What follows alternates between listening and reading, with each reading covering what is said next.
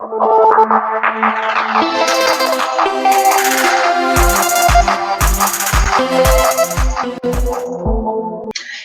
hey, hey. Let's make sure I am live before I start getting y'all all up into this episode today. Okay, let me look. It's Tuesday, guys. So I know this is a special episode today. Let's make sure I'm live.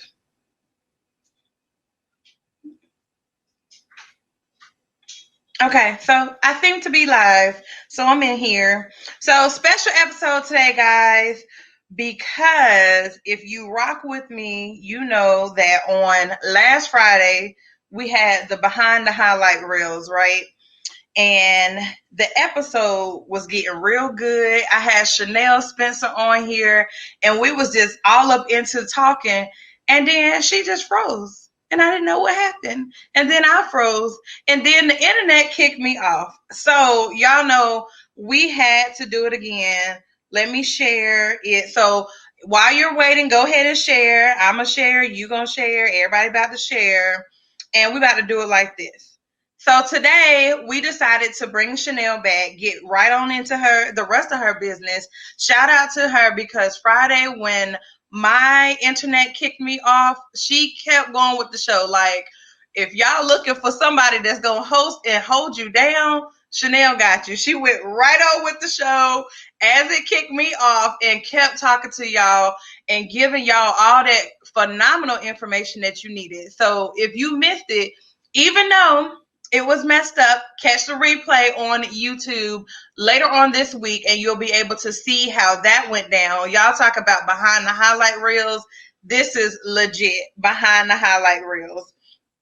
Okay, so y'all seen what happens when technology fails us, but what happens when you got somebody that's down in the dump with you, ready to hold it down. All right, so today for the special episode, we brought Chanel Spencer back. And for y'all that don't remember, and for my new people, hey. So for y'all that don't remember, Chanel, and let me go ahead and go to my live so I can see the comments because, you know, I don't trust technology anymore. I look on my own. So let me see the comments again. So for today, okay, hey, we got people saying hey. Today we're talking to Chanel Spencer. She is the CEO of Maximum Evolution. And if you don't know what that is, I'm going to need you to go check up on it right now. She has her own podcast. This woman has her own publishing company. She's doing it big. She got a book that's about to be released. She's going to tell us all about that today. But ladies and gentlemen, I will not waste more time. Let's bring in Chanel. Hey, girl. Let's see. Hold on. Can you hear me? Okay. All right. I'm like, not already. Technology. We ain't going to keep doing this. We're going to keep doing this. All right. So, Chanel, how are you today? I'm well. It's Tuesday and it feels like it's Friday already, but I'm well. Right. We got our Friday vibes on, ready for the weekend, but yes. just at the beginning. But exactly. That's okay. We're going to make it do what it do Right. today. All right. So for the people that did not catch us on last week, right, we went through a lot of your story. And I want to do a quick recap of, you know, who you are so you can go ahead and share your story again. But first and foremost, go ahead and tell the people who you are and what you do.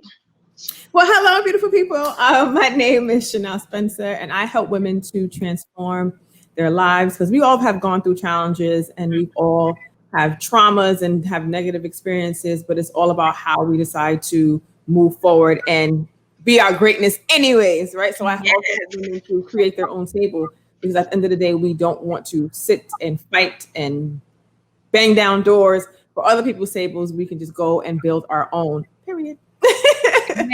All right, building our own tables over here. All right, so Chanel, we talked last week about how you went from working in corporate. This girl was the general manager of a hotel. Now, if you've been to a hotel, you know how on our side, what we want to see, think about what it takes for you to run the entire hotel. Chanel, tell us a little bit more about your life as a corporate general manager. It was a great experience because I met a lot of amazing people. Why I was more excited about the promotion and becoming a GM it gave me opportunity to provide opportunities for others. And so just from like the guest checking in procedure and process, it literally starts from like 6 a.m. and we have 75 employees. It was a 236 room hotel, $19 million in revenue, millions of dollars in expenses. And we would literally have families, corporate guests, or every kind of person that you can think of stayed in our hotel because we were right in the heart of New York City in Chelsea. Okay. So it was an amazing experience. It was challenging, but of course, because I was a newer GM, and you have different challenges, especially when you grow within the same property. You know, people that used to be line level with or used to be co-workers too, they now have to understand like, hey, I'm the boss now. So right. Okay. But it was an amazing experience because it helped me to push myself past my limits. That was one. Two, I learned so much more. I was already doing GM roles before I was a GM because that's just how I function. I like to be 10 steps ahead. So I started doing executive summaries, budgets, revenue, sales from when I was an AGM and a regional accounting manager. So it was a great experience, honestly, but it had its challenges as most corporate companies do. But yes. All right. So that phenomenal job, right? What made you feel like, yo, I got to get up out of here. I got to do things on my own. I have to be my own boss. Tell us a little bit about that. Please hold while I get my list. No, I'm kidding. So there were a bunch of different moving parts that kind of pushed me to that point. It was a hard decision. I was with the company for 10 years. And I started as a GSA and I grew with the company to become a general manager. So it was hard because, again, it's like a relationship and you're kind of ending and starting a new chapter. But it was I was burnt out physically, mentally, emotionally, because I was overworked, like working like a maniac. It was the salary in which they gave me my raise, like literally before I left, what I wanted, but I was already over it. So it didn't matter. You could have given me 20,000, 30,000 on top of what you gave me, and I probably still wouldn't have stayed. It was the challenges with the environment. It was a very toxic environment. I'm very kind, and I try to be understanding of people's challenges, or that not everyone is a me, a rock star, and and no, for real. And so I had to shift my perspective and shift my expectation because I go 10 times hard with everything that I do, but not everybody is built that same way, or not everybody understands as quickly. You know what I mean? So it was that. And then also just the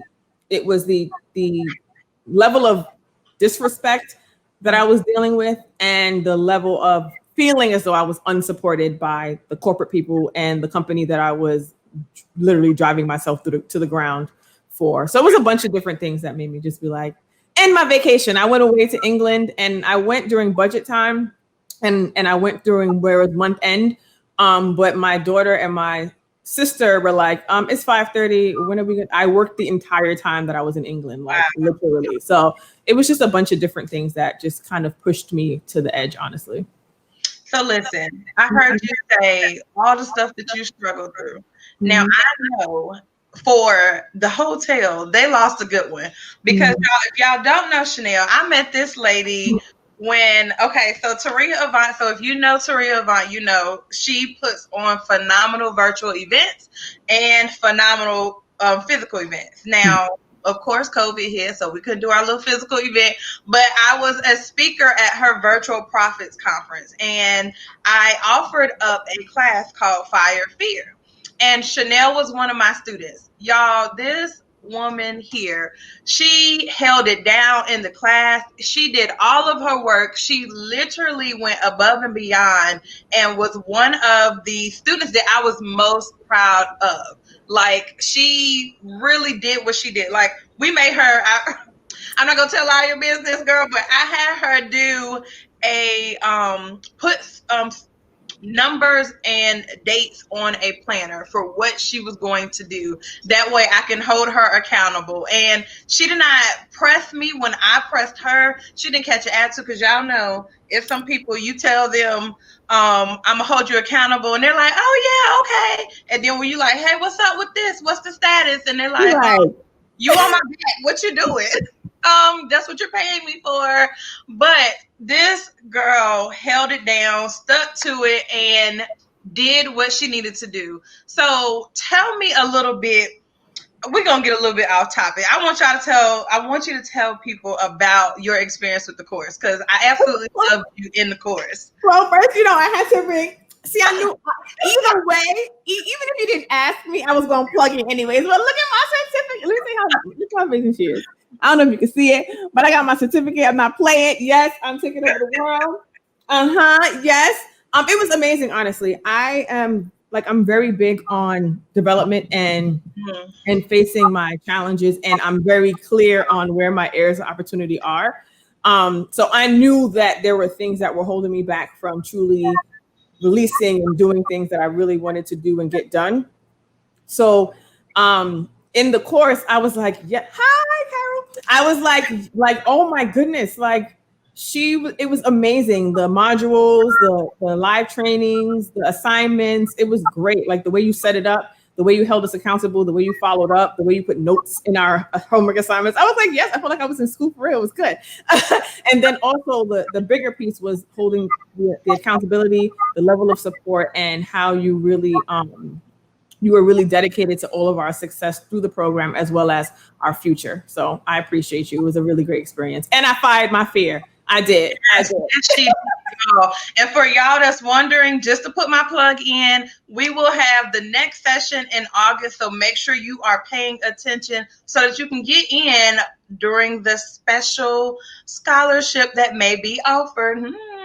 But anyways, like I said, so seeing how you moved in the course, I felt like, yo, this woman here is a force to be reckoned with, and she has to share with more people about what happened in her transition. I knew I had to get you on the show, so thank you for coming. But let's talk more about how you transition and when you transition, because I know last time, for the ones that didn't catch it, last time she told us that she planned, but it was kind of an emotional transition, like on the spot. Go ahead and tell us more about that. So I left in September of 2019, which feels like it was ages ago, but it was literally like yesterday in real life.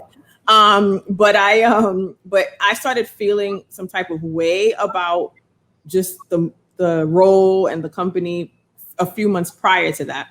And so it was impulsive. It was an impulsive decision when I did depart, but it was a built up of frustration ultimately that kind of was like I could sit here, and I was working 14-hour days. I was working 7 days a week, because even if I wasn't on property, I was still getting the phone calls. I was still getting the emails, and I like to be on top of everything. I like to have a resolution to a problem that I don't even know exists.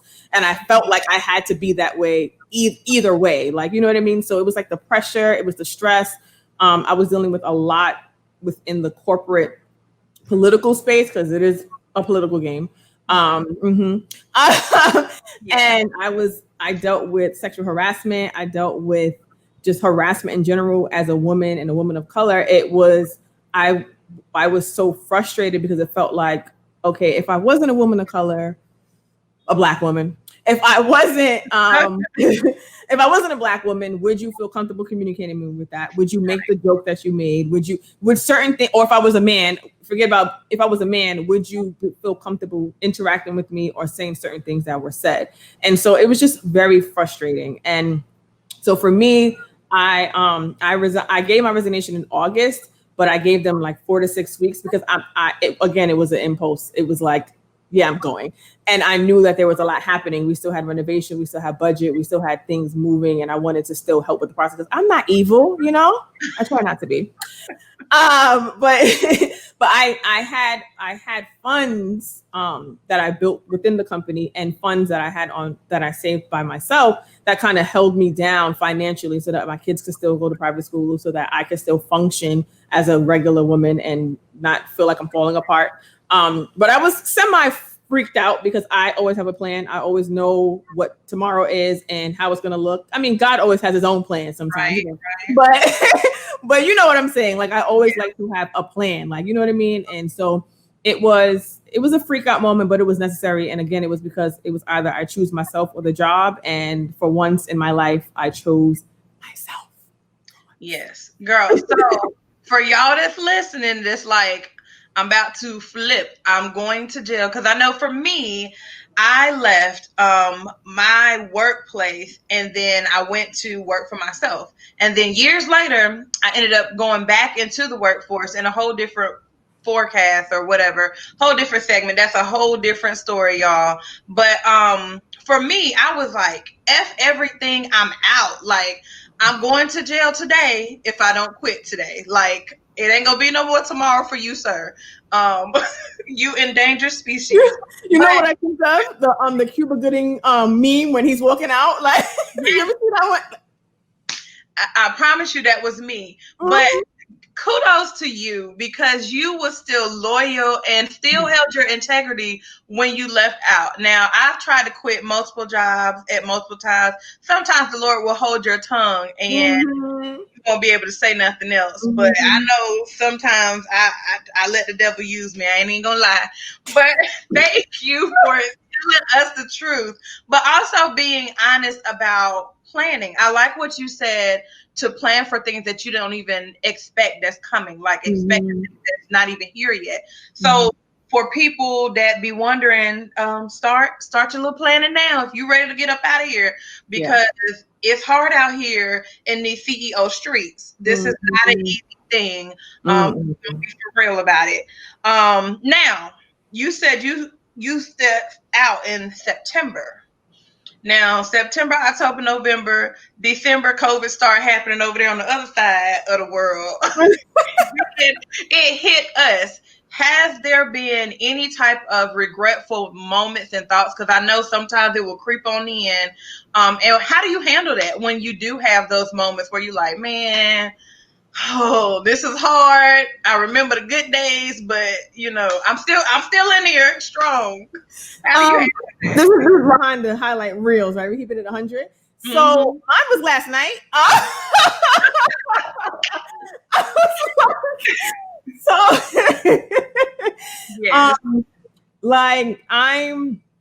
Like when I left, I had to go through a transformation in the sense of shedding who I was from a corporate perspective, because in the corporate world, you start having a corporate mindset, right? And where you feel like you have to do certain things, you overwork, you don't like you. It's the stress and the forever movement of it, especially for the role that I was in. So I had to transition, and I had to do a lot of forgiveness because I was angry. I was angry. I was disappointed. I was frustrated. I had the wrath of like in me because it was like again, it's like a relationship, and it was like I gave 10 years of my life, and it felt like, well, what do I have to show for it? You know what I mean? But at the same time, so right, and then there were so many things behind the scenes that no one knew about. The corporate people knew about, and I just felt so unsupported, and I felt so let down, and I felt so, you know what I mean? So I had to go through a transformational period to shed that and then evolve into the entrepreneur, CEO, boss, person. So for me, where like yesterday when I said I started regretting it, it was more because in the corporate world, you have like, consistent money, that the benefits of it. Like, you know what I mean? Like the insurance that I have now, I'm just like, you know what I mean? It's just the certain benefits that you had that made life so easy. Like I felt like I was Rihanna, you know what I'm saying, back then. And now I feel like I'm Rihanna upon a replay. So it's just, I'm just like, what is happening? So you have to kind of navigate through that. And that's what people have to understand. It's not like, on Instagram, how you see somebody was struggling, and 5 seconds later, like it's not that. It's like it's a work in progress, and you have to work at it every single day, and you have to be dedicated to it. And if you're not, then it's just like it's not going to happen. And because I wasn't well for like the month of July, it kind of threw me off as well. So I'm catching up with what I missed out on, and on top of that, the frustration of again shedding who I've been in regards to my self-value and my self-worth, and not allowing people to just take advantage and or walk all over you. You know what I mean? Like I'm paying for services and it's not getting done, or like, it's just a bunch of different things that I just was so frustrated yesterday that I need to go sit and stand by the water and look at the water and just calm down. Calm down. And that's kind of how I navigate through it. It's kind of big, like, you know what I mean? You'd have to digress and shift your mind so that you don't lose your mind ultimately. Girl, so I'm so glad that you mentioned the transition here first, because so many people think that I'm just going, because I've been a good hustler. Let's talk about that. Because I've been a good hustler, I've always figured out how to make money on the side. I can do this full time. Y'all, when you leave the workforce, your mind you've almost been brainwashed, right? The whole 40 years and all that good stuff that they want you to do. You've been brainwashed to trade your time for money. As an entrepreneur, you have to shift that entire thinking. You have to change your mindset to how can I leverage my time to make more money? How can I create residual income to where not even working, but it's coming in? So your mind has to shift, and that's a growth that it takes. You have to literally unlearn everything you learned in school, from your family, from everybody that doesn't know better. So I'm glad that you mentioned that, y'all. Personal development is key, is absolutely necessary, and it's not a one-stop shop. I like to tell people, for me, deliverance is a everyday choice, like, and sometimes every hour and every minute. So you have to every single day. So thank you for being honest, because like you had your moment. I'm still in the I work for the government. So just understand that means you don't really get off. And so you work in that, and I'm building my businesses and building another business at the same time. Like, I get it. But my moment, like I had my moment last week, and I was like, let me see. I know what I'm about to do, because I got to connect and realign, or everybody going. I wanted to, I know I posted a status about, my bad, y'all, I'm still falling over. I posted a status about how do you get yourself out of a funk? And so I heard you say you went to some water, y'all. I love water. But what other ways do you use to get yourself and kind of realign yourself and ground yourself again? I love meditation. I have essential oils. Let me say some essential oils is everything. So I kind of create my atmosphere from the jump. I do meditation baths where I literally put on affirmation. YouTube is my best friend. I put on YouTube affirmations, and I'll put oils into the bath, and I'll just relax, because you just have to like go from 2 million back down to 0. And so for me, it's just like removing myself from certain situations and removing myself from the environment so that I can kind of digress from whatever it is that I'm feeling. Honestly, writing it down, getting it out, so I talk about it. So I have certain people that are really supportive and understand that I'm sometimes a little cuckoo.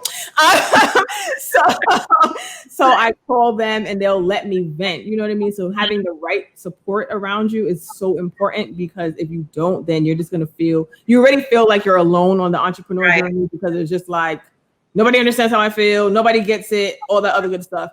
So when you have mentors or coaches or family members or friends that are really supportive and are really there for you, please connect with them, because you need somebody to release to, because if not, you are just going to explode by yourself in your house. Like, you know what I mean? So yes, connect, y'all. Connection is key. Death lies in isolation, and we don't have time to die. We got stuff out here in the streets we got to do. So connect with people. Connect with people. And if you don't feel comfortable talking to somebody, connect with us. We out here for you. Like we are. There are so many coaches that are willing to hear you out. I mean, you're going to pay us for our services, because we're not going to just hear you, but we're going to help you maneuver through it. So connect with some people. So let's talk about your family and friends, because I know you said connection was how you make it through. Was there any type of conversation that you had with, your family, your friends, your children, when you were going into this transition to I'm working for myself, mommy's going to do this and this is what's going to happen? Or did you bottle it all in and say, listen, y'all going to find out when y'all see it? Like, how did that work? So for me, I communicated beforehand, because again, I'm like a preparer in some aspects. So I was communicating my frustration before, like always. And so for me, what was the most support that I got, which I was shocked, was on my father, because he's very like critical and very, anyway. So when he was like, oh no, yeah, you need a break. You need to do this. I was like, okay, no, I really need to do this. Like, you know what I mean? Because he's the one that's like, he thought I was nuts when I wanted to be an assistant general manager and when I wanted to be a GM. He was like, what, girl, if you didn't go sit down, do accounting, and like, what are you talking about? So when I was doing it, he was like, oh, like, you know what I mean? So, and he's been my biggest support, honestly. Like the little laptop, not little, but the laptop that I'm on right now, he bought it to bless me for my business. I was like, what, Daddy? You listen, right? You know what I mean? So he's been a really big support, which actually surprised me. So we have conversations all the time. My mom is really great as well. I tell her everything, things she probably don't even want to know. So she like literally helped me to kind of navigate. She's the listening ear that kind of gives me advice, but gives me the room to be who I want to be. And like with my children and my relationship, I definitely told my kids. My kids started becoming my little assistants. So like, and I had to communicate with them, because now I'm home 100% of the time, and they're like, wait, what? What are you like? What's happening? Like, they're not used to that. I work like no exaggeration. I would leave by like 6:37 in the morning, and I wouldn't see them till 8:39, 10, maybe more the following morning. You know what I mean? So now I'm around. They love it. Kind of, I think. But they also help me. They help me. So like right now they're in the room and they know it's time to be quiet because mommy's on a broadcast, or it's time to be quiet because she's recording a podcast or whatever it is. So I had to communicate with them so that they would know how to then make the necessary shifts and moves to accommodate now me being an entrepreneur. Girl, so it's important to tell people that's like relying on you what's going on. So let's talk about, like, just quickly, the lessons that, like, how you you talk to your kids and stuff. Like, what is the lessons that you have for them when it comes to, entrepreneurship versus workforce, and what do you do? Like, what types of lessons do you teach your kids when it comes to that? So for my children, my goal is to build a legacy for them that they don't have to go to the workforce unless they choose to, because some people, they like that, and there's nothing wrong with that. I enjoyed it for a number of years, So I have conversations with them in regards to the entrepreneur journey and helping them to develop things that they're passionate about. So like they have children books that are going to be released. And I built a brand for them as well, so they can start making money from now, because now I'm learning about building wealth. Now I'm learning about having a financial plan so that I can be 10 times more successful. Because, my goal is to be a millionaire, billionaire, trillionaire. Yeah. And I want for my kids and my children's kids and their kids to be able to have things that I had, because my family, I came from a great family. But at the same time, in regards to being set up for 100% success, that's what I want for them, where they don't have to worry about money and they don't have to worry about certain things that are controllable ultimately, right? So I'm teaching them, like my son, we have conversations about how to own a home. We have conversations about money. And so like he's kind of working for me. So I'm teaching him how to be like an assistant a little bit. So I have him do different tasks that I know that he can take care of. So he's just kind of enhancing his skills. And then my daughter, she just mimics everything that I do. So like when I start my speaking engagements, I'm like, hello, beautiful people. I hope you're having a wonderful day. Who has had challenges in their life? So when she comes behind the computer and does it, and I'm going to record her one day so you guys can see it. Because she's like literally a mini me. It's kind of crazy. Well, kids will definitely pick up what they see. So it's definitely important to teach the other lessons to the younger generation. And I'm literally the same way. I don't have kids, but I like to say I have kids because every child that's in my life, they mine. My nieces, my nephew, because I used to be a teacher, they still mine. So we want to leave the legacy and teach them the things that we learned so late in life. Lord, teach them now. Teach them now.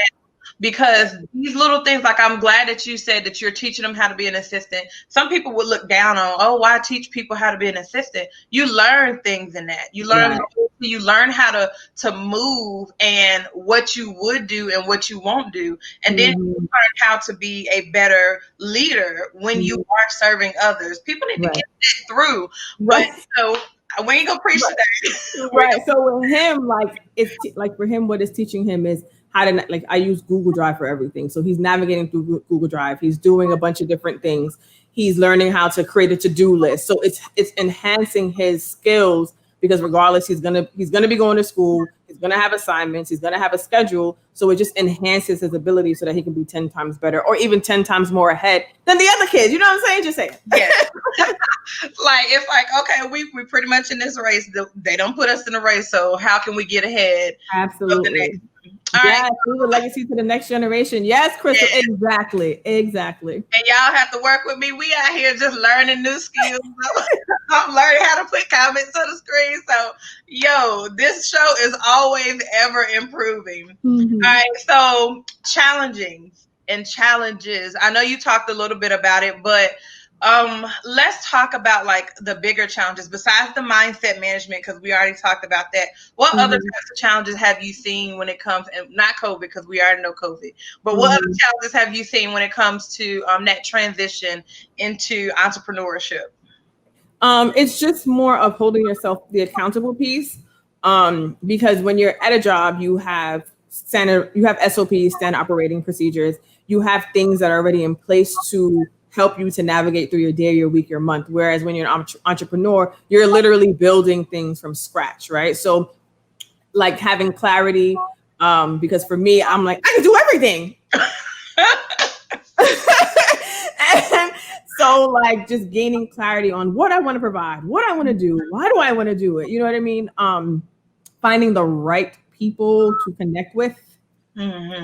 Was a challenge because in the corporate space, you have a lot of crab in the barrel mindset people. So as you're being a cheerleader and for everybody else, everybody's side-eyeing and salty, but not really showing it or trying to find a way to sabotage you. So in that way, it was a challenge to find people that I didn't already have a judgment about because of what I experienced, but then finding the right people, the right mentors, the right virtual sisters, because I did find them, that are really, truly supportive and really understand what you're going through. Because sometimes, hi, Leslie, sometimes you feel like you are by yourself. Like you literally feel like you're alone and no one understands what you're going through. But when you start connecting with like-minded individuals, you realize like, oh, I could be myself. Oh, I don't have to think twice about what I'm wearing or how my hair is going to be, or I can just be authentically myself. Okay, this is great. And you have people that support you and understand because they may be facing the same challenges as well. Yes. So that literally is why I created Behind the Highlight Reels, because like I am so transparent and I went through that same phase of even being so kind of nervous and afraid to tell people what I was doing, because I was afraid that they would either be like, nah, or steal my idea or something. Or even when it came to, because I am a mindset management coach, trying to put on this facade that everything is always perfect. Right. Even if they choose to make it phenomenal, sometimes my choice is to just live in the emotion that I'm feeling. I'm not Right. feeling too well, right? So I had a struggle of how to be authentic with who I am and how to show that. And then I decided, hey, let's be transparent 100% with everybody, not just me, because Mm-hmm. there's more people out here that have other lessons and other experiences that need to Right. be shared. So I'm so glad that, you know, there are different platforms. Like, I'm not the only person that's transparent, and my show isn't the only show that's 1,000% real and transparent. I mean, but we're the best. But but you know, it's so important to connect with people who are not going to judge you, who have been in different levels, because don't just connect with somebody that's on your same level, because you're only going to reach that level. Connect with everybody else too, and be mindful. Be mindful. Everybody ain't your client. Everybody ain't your friend.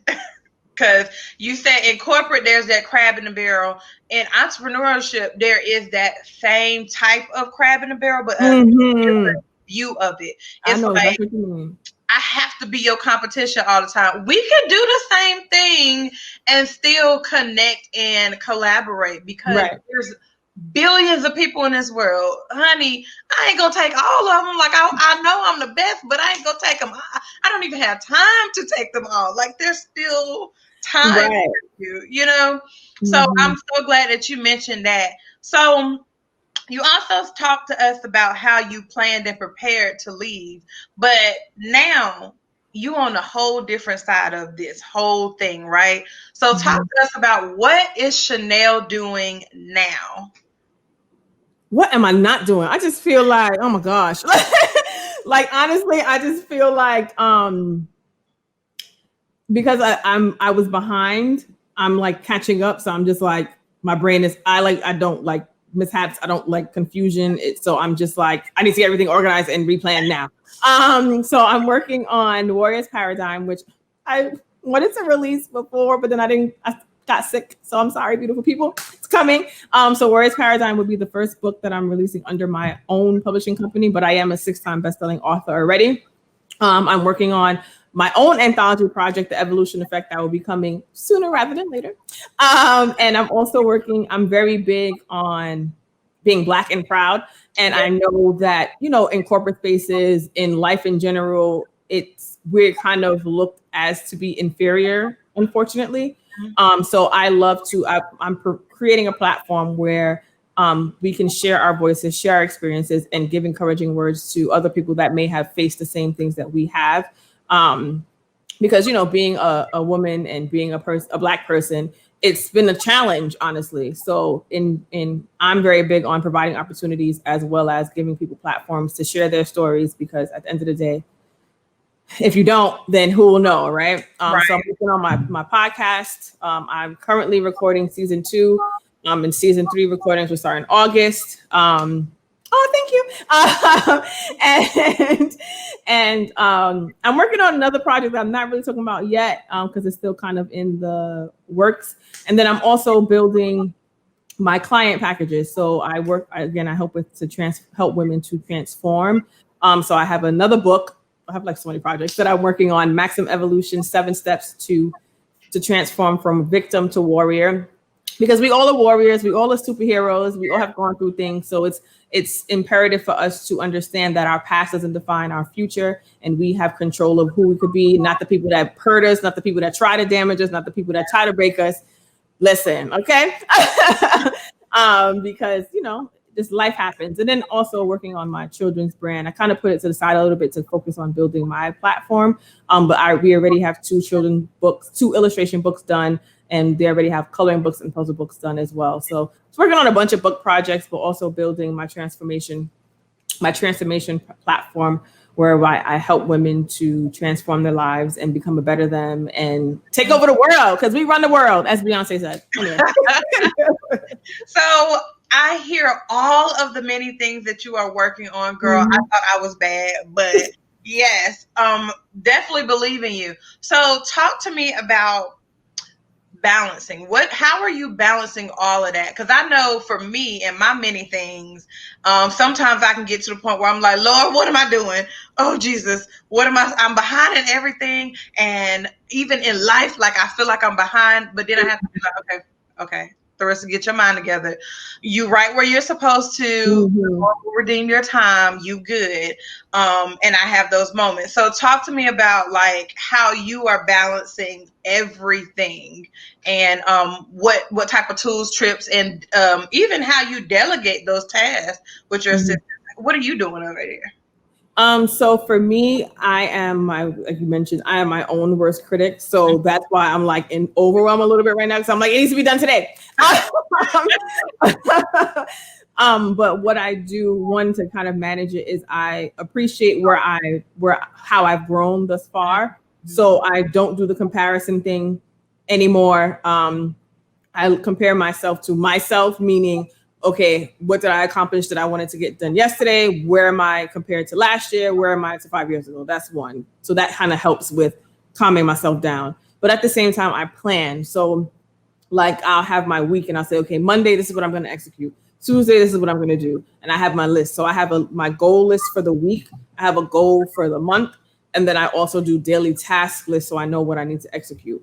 Right now, it's pretty much me running the show because I had some transitions that we all go through. Again, having the right people to get things done and hire, and having the right people do things the right way. Yes. Because everybody swears they know how to do everything. And then when you get it, you're like, what is that? Another conversation. And like, for me, I'm like, I just do it myself. But it's like, no, like your time is precious. Delegate things that, what is that? Sean T. Blanchard said minimum wage activity. I think that was from a 4-hour week book. Minimum wage activity, things that you do not need to do, that is not generating money for you. Next, delegate it. Yes. Delegate it. Graphics. Listen, people, there is deliverance in delegation. And because it was a hard lesson for me.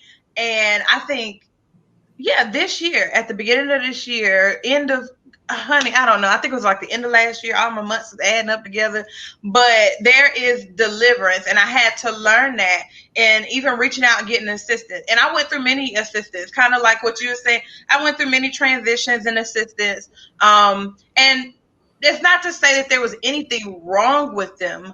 We just were not a good match. Some of my expectations didn't meet their expectations, or some of the things that I wanted, they couldn't deliver in the time frame or the way that I wanted it, but they were just perfect for someone else. So I never try to bash other people, but I can bash the experience, because some of the times I went through hell with assistance. But at the end of the day, I think there's a lesson in every obstacle and every challenge.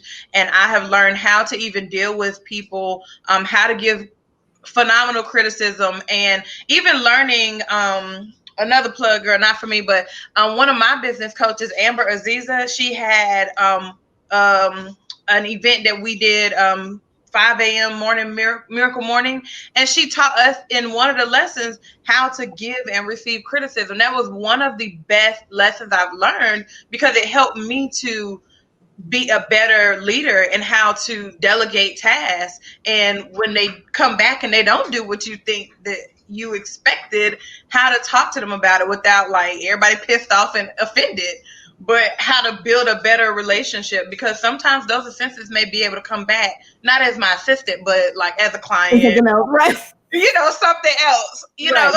Sometimes you listen. Sometimes you can be as understanding, because I'm a very understanding person, and sometimes it's to a fault, because I let people get away with things that, girl. Anyways, but at the same, sometimes you got to give them straight. Like, listen, this is not working. Like, because then you get frustrated. And it's just like, okay, like I paid you for a service. What is this? Like, you know what I mean? I could have did this myself. And so it's kind of setting the expectation from the jump, and setting the standard from the beginning, so that there's no shade of gray and no room for some confusion. If there is any, please hold while I go back to email. Please hold while I go back to message. That's exactly what that criticism part is about, because if you set those expectations at the beginning, when you start to criticize it, you really don't have that space to be offended. What you mean? We already talked about this. You already know what I expected. You don't this email, remember on the 23rd when we talked Right. you said Or you like, understood it. So mhm. even girl, so mindset, okay, but also coming back to like the SOPs, the difference between that entrepreneurship and working in corporate, because in corporate they've already went through that and they created those standard procedures. As entrepreneurs, we got to create this. So sometimes, like for me, when I had my first assistant, I was like, dang, I'm just assuming everybody know this stuff. And they don't. Like, so now I got to create procedures Right. in places where I thought that, some things were common sense, but they're not. And so it starts to you do start to learn different personalities, different people, because I had assistants from different like countries. Backgrounds. Right. Yeah. So I'm like, I started to understand a little bit more, but now I'm in a place where like I'm very much so I give my expectation at the beginning. I'm very transparent, but I'm very way more comfortable saying, okay, this is not what I expected. Let's my expectation. Please understand this will be like the last time. So if you don't understand, let's talk it through, and I'm gonna have you repeat it back to me in the way that you understood, because having assistants in different countries, sometimes that language barrier. Right. So but it has caused me to learn, like, I want an American assistant. Like, I really want someone that's local and Right. I can talk to and I can see their face. But girl, Right. that's another conversation. Yeah. There is deliverance and delegation. We just got to learn who to delegate to, right? Right. And honestly, in the corporate world, because I was a GM, it being in the corporate space literally helped me a lot foundationally, because now I know how to manage. And so, like when you said, well, I assumed that people knew. Lord, when I was a GM, I used to be like, well, that's common sense. But then I learned common sense ain't so common. So that kind of helped me to understand, to kind of be way more thorough. So like with my book projects and with certain things, I give way more information, or I over communicate, because I'd rather say it versus than assume and then come back later like, well, what is that? Like, why would you think that was okay? Like, why do you think that was okay to send? Why did you like, you know what I mean? Like, why does that look like that? Like, I don't understand. You know what I mean?